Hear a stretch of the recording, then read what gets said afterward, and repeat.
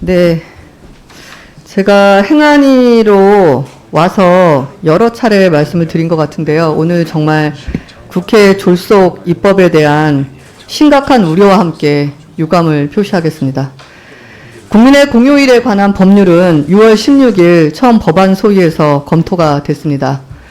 공청회에서 정작 이 법에 가장 큰 영향권에 있는 중소기업이나 소상공인을 대변할 참석자들이 없었습니다.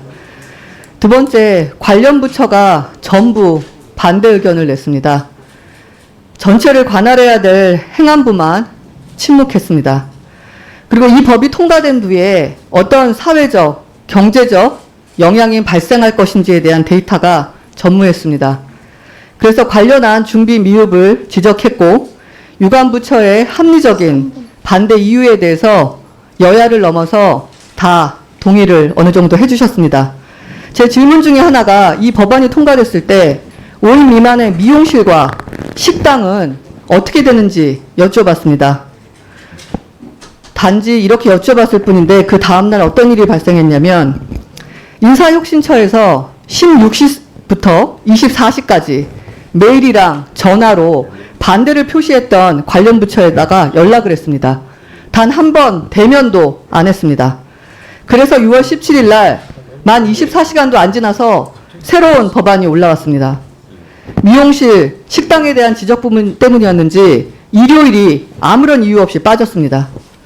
부처 간에 아니라고 만들어 왔는데 여당에겐 배포가 됐고 야당에겐 배포가 안 돼서 해프닝이 발생했습니다.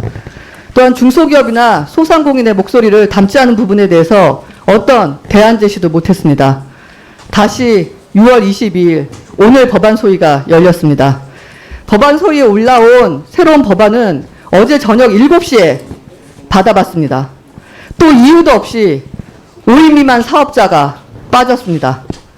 결론적으로는 이 법안을 검토하는데 총 3시간 정도 걸렸습니다.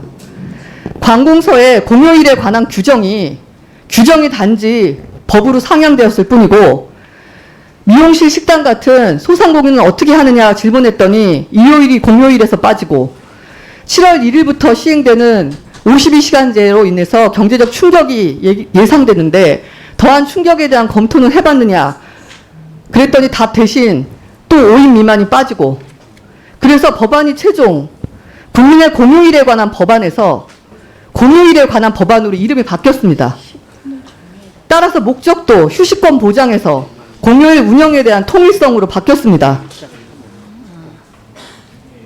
저는 이 법안이 결론적으로는 5인 미만의 국민들한테 엄청난 박탈감과 함께 형평성의 문제를 야기시켰다고 생각합니다. 또한 5인 이상, 50인 미만 중소기업들한테 어떤 식의 경제적 충격이 있을지에 대한 데이터도 단 한 번도 검토되지 않고 법안이 만들어지고 여기까지 왔다는 것에 대해서 굉장한 심각한 우려를 표합니다. 결론적으로 말씀드리면 저는 대통령 국무회의를 통해서 올해 하반기에 남은 4일 대체 휴가 실시하면 됩니다. 그리고 법안으로는 환노위, 행안위, 유관부처 다 모여서 정말 형평성과 경제적 충격에 있어서 이게 최선인지 검토를 반드시 해봐야 된다고 생각합니다. 마지막으로 하나 예를 들면 20대 국회 근로기준법 제정할 때만 해도 환노위에서 법안 소위 10회 개최했습니다.